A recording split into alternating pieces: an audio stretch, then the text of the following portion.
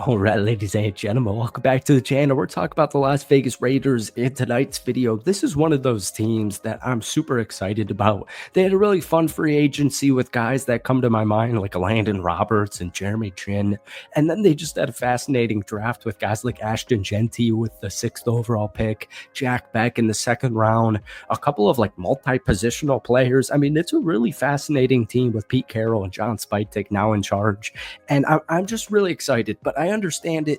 I don't want to get too excited because this time last year I was in a similar spot and the Raiders went 4-13. But Ashton Genty himself, it's one of those situations where I really genuinely can't believe it happened. I remember making a Raiders video right when the draft pick occurred, being like, can somebody pinch me? Like, Raiders fans said since the season ended, since the Las Vegas Raiders 2024 season ended, every single person and their mama, no matter what draft pick it was, whether it was the 4th pick overall, the 6th pick, the 8th pick, the 12th pick, can we get Ashton Genty? And then when John Spytek comes into the regime and Pete Carroll, and we start thinking, hold on, they might actually take Ashton Genty. But like I'm sure every other Raiders fan watching this video, I'm thinking there's no way. Right? It makes too much sense. They're probably going with the right tackle out of Missouri, and they select Ashton Genty.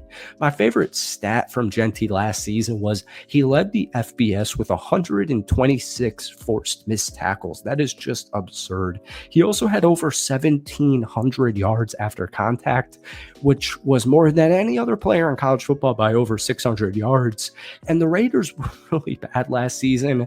They only ran for 79.8 yards per game last year. That was by far dead last. They also had a league worst 57.9 PFF rushing grade, and so really needed a running back. But like I said, everybody kind of wanted Genty at 6, but most of us were thinking they'll probably address that in the 2nd or 3rd round.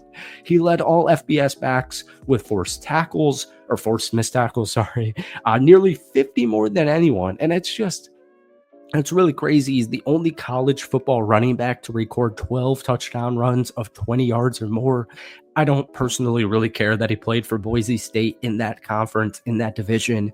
If you've ever been around a college football player, if you just have any more deeper knowledge on college football, like, these are all freak of nature and physical specimens. My buddy walked onto a college football team, my roommate, in my freshman year of college. It's just insane. I mean, these guys are freaks. And so I don't care that he played in the Mountain West. Ashton Genty is a perfect pick at number 6.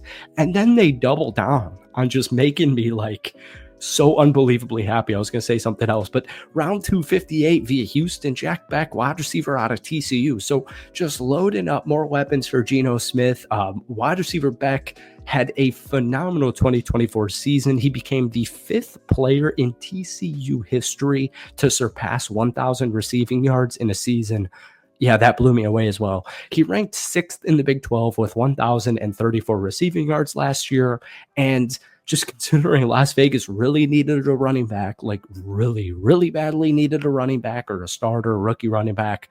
And they also needed a wide receiver. And that's exactly what they did with the first 2 picks. It's pretty crazy. But Jack Beck has phenomenal hands. He dropped just 1 pass in 2024. He also averaged 2.44 yards per route run. A lot of potential there.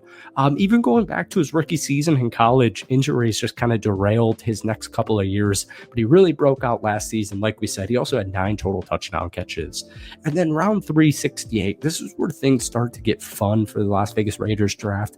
Darien Porter, cornerback out of Iowa State. Hopefully the film that I'm showing you on this video speaks for itself, because he only started 7 games in 2024. And just to add on to that, he only started 7 games in his college career. And like I said, all those were in 2024. And he also played 6 years of college football. So he joined the program in 2019 as a wide receiver, and then in 2022 transitioned to becoming a cornerback. Now, he was mainly a special teams guy, but what Pete Carroll cares about is that he is 6'4". This is a cornerback. Once again, he's 6'4" and he weighs 200 pounds. At the combine, He completed the 40-yard dash in 4.3 seconds. That was the third fastest of any player, no matter the position, in 2025. So this is a former wide receiver who ranks above the 95th percentile in height and length and has a phenomenal background. Also had a 79.4 PFF grade last season. I'm really excited to see what Pete Carroll can do with Darien Porter. And then another third-round pick, get used to it, Caleb Rogers, guard out of Texas Tech.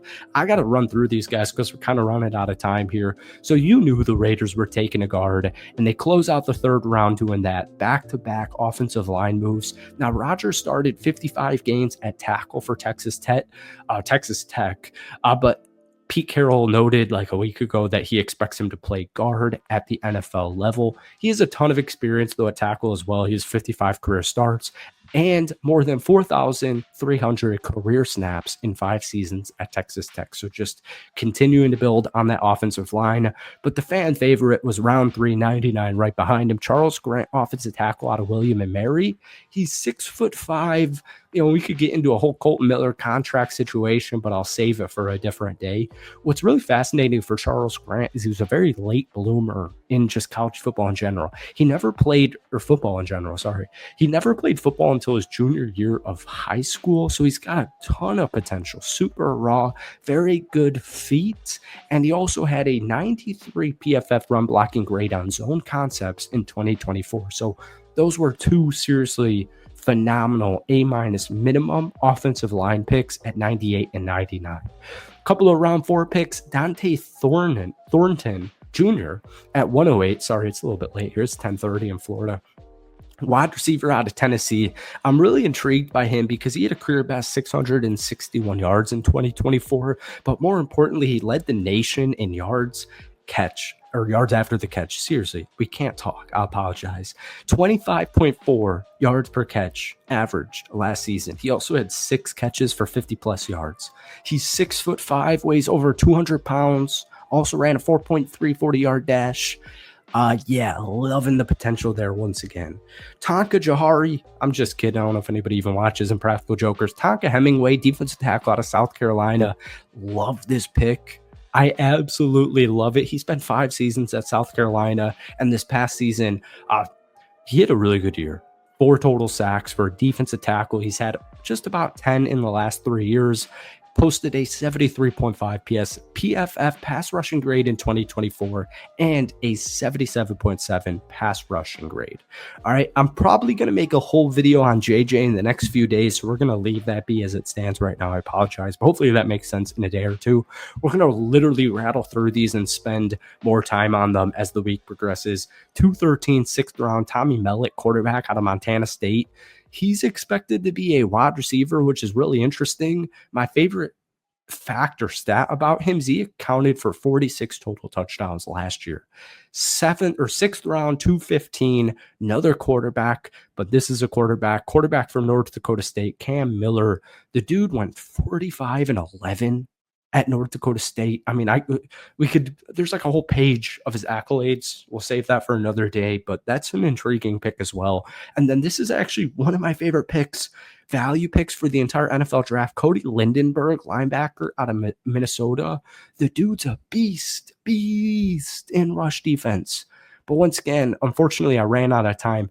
He had a really good season last year at Minnesota. Once again, just like JJ, probably going to make a whole video about this guy in the next couple of days. So folks, that's it from me. I hope you enjoyed it. Hit that like button, hit that sub button for daily NFL content. But guys, let me know your favorite pick for the Raiders down below and your favorite value pick or gem down below. That's it from me. Peace.